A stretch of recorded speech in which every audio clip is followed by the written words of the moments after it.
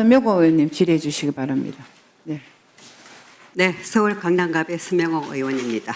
후보자님, 네, 위원님. 여성가족부 장관 지명으로 국회에서 제출된 후보자의 인사청문 요청안의 주민등록표에 따르면은 후보자 본인과 배우자, 자녀, 그리고 후보자의 모친까지 가족 모두가 화곡동 강서 힐스테이트 아파트에 전입신고를 하고 전세로 거주하고 있는 것으로 나타났습니다. 맞죠? 맞습니다, 위원님. 한 가지 특이한 사항은 배우자께서는 서울시 종로구 내수동에 2021년 4월과 22년 6월 각각 계약한 오피스텔과 아파트에 대한 전세 입찰권 2건을 보유하고 있습니다.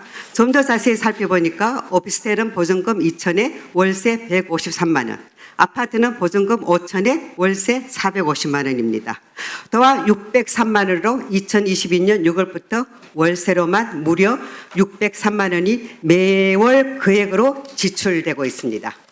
대한민국의 1등 로펌 변호사이시니까 그럴 수도 있겠구나 생각이 들다가도 배우자의 채무, 즉 빚을 보면은 이해하기가 쉽지 않습니다. 현재 배우자의 채무가 약 9억 2천만 원에 달합니다. 9억 2천만 원의 부채가 있음에도 매월 월세로만 603만 원이라는 금액을 지출하는 것이 과연 우리 국민의 일반적 상식과 눈높이에 맞지 않은 바 저는 별도의 자료를 요구하였습니다. 오피스텔과 아파트 이용 목적이 과연 무엇인지 여기에 대한 소명 자료를 여성가족부에 요청하였습니다. 본 의원은 이에 대한 답변을 받고 굉장히 좀 황당함을 금치 못했습니다. 저기 PPT사를 좀 봐주세요. 종로구 내수동의 오피스텔에는 모친이 거주하고 있고 종로구 내수동의 아파트에는 배우자와 장녀가 거주하고 있다는 사실 답변을 받았습니다. 정리하자면 실제 전입신고를 한 하곡동 강서 힐스테이는 후보자 혼자만 거주하고 나머지 가족은 모두 종로구 내수동에 실거주하고 있다는 사실입니다. 배우자와 후보의 모친은 종로구 아파트에 실거주하는 사실관계 확인으로 위장전입이라는 주민등록법 제37조 3의 2 위반 소지가 다분합니다. 후보자님, 네, 위원님. 통선 때 따님 투표하셨습니까? 한 것으로 알고 있습니다. 아니, 보호자로서 정확한 답변 부탁드리겠습니다. 당시 저는 저 혼자서 사전 투표를 했기 때문에 뒤늦게 아이가 투표했다는 이야기를 전해 들은 것은 기억을 합니다.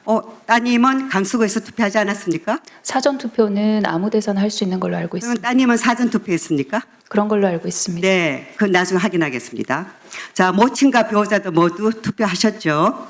그런 것으로 알고 있습니다. 네, 배우자, 자녀, 모친 모두 실거주는 서울 종로구이지만은 전입신고는 화곡동 강서 힐스테이트로 되어 있어서 강서갑 선거에 투표권을 행사할 수 있습니다. 이는 곧 공직선거법 제247조 위반 소지가 다분하다고 볼 수가 있습니다.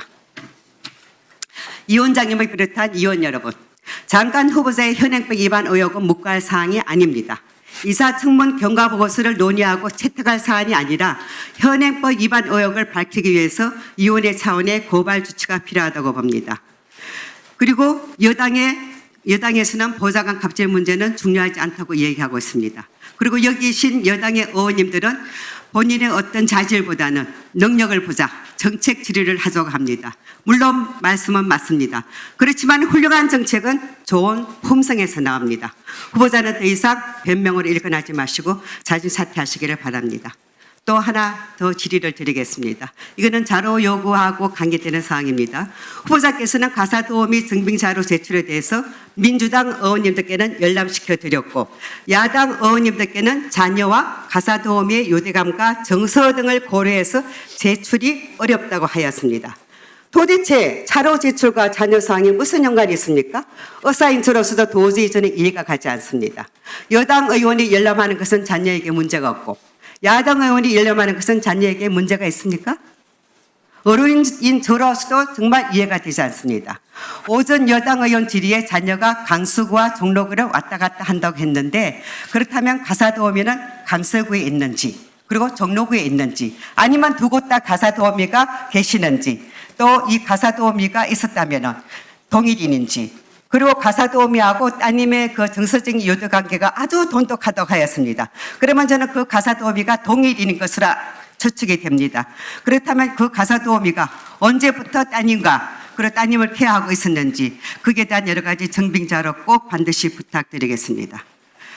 위원장님, 후보자가 여당 의원들께는 가사도우미 증빙 자료로 열람시켜 드린 것처럼 잠시 회의를 정회하고 야당 의원들에게도 자료를 열람할 수 있도록 다시 한번 간곡히 요청드리겠습니다. 네, 이상입니다.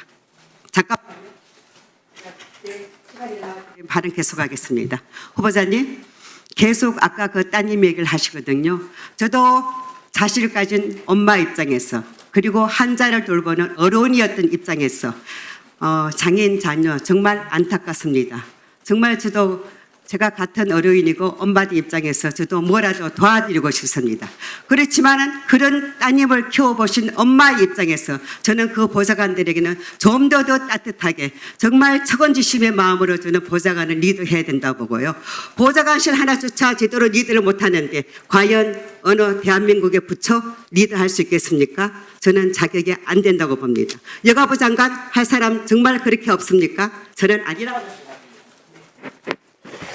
예, 질 감사드리고요. 조금 전에 그 아침에 회의하기 전에 우리 후보자께서는 그 민주당 여당 쪽에는 서류를 보여주고 이쪽에는 서류 보여주지 않은 서류가 있었습니까?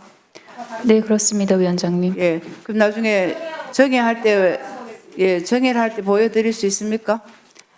제가 그렇게밖에 할 수 없었던 이유는 이전 답변에서 충분히 설명을 드렸다고 생각합니다. 그럼에도 불구하고 다시 한번 검토해 보도록 하겠습니다. 예, 잠시만요. 후보자한테 지금 잠깐